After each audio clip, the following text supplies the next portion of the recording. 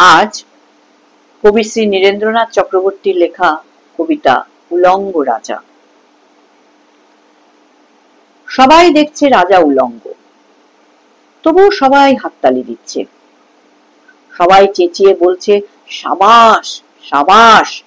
কারো মনে সংস্কার, কারো ভয়, কেউ বা নিজের বুদ্ধি অন্য মানুষের কাছে বন্ধক দিয়েছে, কেউ বা পরান্নভোজী, কেউ কৃপা প্রার্থী, উমেদার, প্রবঞ্চক, কেউ ভাবছে রাজবস্ত্র অতীব সূক্ষ্ম, চোখে পড়ছে না যদিও তবু আছে, অন্তত থাকাটা কিছু অসম্ভব নয়। গল্পটা সবাই জানে, কিন্তু সেই গল্পের ভিতরে শুধুই প্রশস্তি বাক্য উচ্চারক কিছু আপাদমস্তক ভীতু, নির্বোধ, ফন্দিবাজ স্তাবক ছিল না, একটি শিশুও ছিল, সত্যবাদী, সরল, সাহসী একটি শিশু। নেমেছে গল্পের রাজা বাস্তবে প্রকাশ্য রাস্তায়।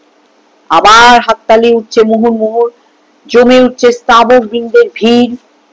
কিন্তু সেই শিশুটিকে আমি ভিড়ের ভিতরে আজ কোথাও দেখছি না। শিশুটি কোথায় গেল?